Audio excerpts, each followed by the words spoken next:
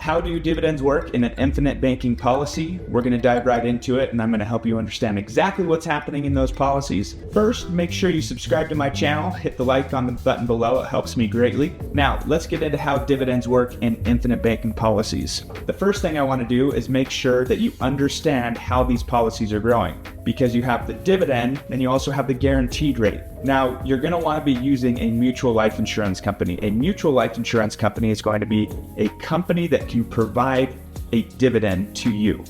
A stock life insurance company, they provide dividends. It's a little bit different. They're just not good. Mutual life insurance companies, if you're going to be doing infinite banking, you want to use them. Here's how it works. The guaranteed rate is going to be anywhere from 2 up to about 3.75%, depending on what company you use.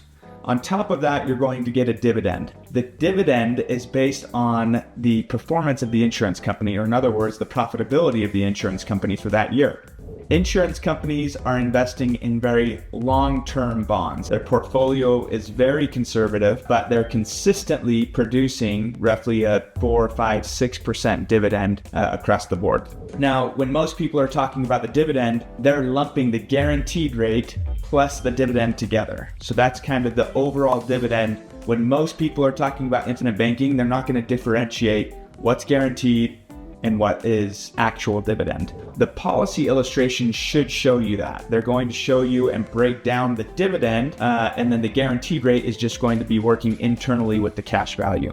So again, you have the guaranteed rate on the life insurance policy, a whole life policy, like anywhere from 2% up to 3.75, and then you have the dividend on top of that. Most companies are producing between 5 to 6% as a total dividend, meaning the guaranteed rate plus the dividend from the insurance carrier. The internal rate of return after costs and fees, the long-term internal rate of return, you're probably going to be right around 4.9, 4.95% will be the top company that will produce in terms of how efficient the cash value is on your policy. So dividends are paid out every year on your anniversary date. They're not paid out at the beginning of the year in January. There's not a specific quarter of the year where they're paid out. Whatever your anniversary date is on your policy, that's when the dividend gets paid. Now, the guaranteed rate is going to come to you every month. Okay, so if the guaranteed rate is 3%, it's right, you've got 12 months in the year. The insurance company is going to divide that 3% into a monthly payment, and it's going to credit and grow your cash value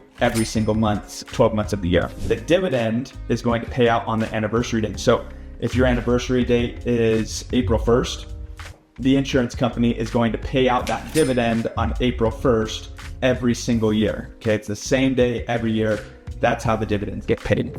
That's how dividends work with whole life insurance policies. Again, make sure that it is a mutual life insurance company that you're using specifically for infinite banking. On top of that, you want to get a good guaranteed rate. However, I will say this about the guaranteed rate, it's not always the highest rate that is going to be the best company to go with. So make sure you take into account the policy illustration, past performance of these companies, because that can be deceiving, as well as if you're looking at the total dividend. I've seen companies that have for instance, a 6.2% dividend, but a company that's paying a 5.8% dividend is performing better in terms of that internal rate of return. So make sure you're looking at all of those things, but specifically with the dividend, you want a good guaranteed rate. And then in addition to that, you want to make sure that the company is producing solid returns for their mutual policy holders. If you do that, you will absolutely love your infinite banking policy. We can get into some of the other nuances down the road, such as direct versus non-direct recognition in a different video. But for today, that's how dividends work. Thanks for joining me today. If you found this helpful, make sure to hit that like button and subscribe.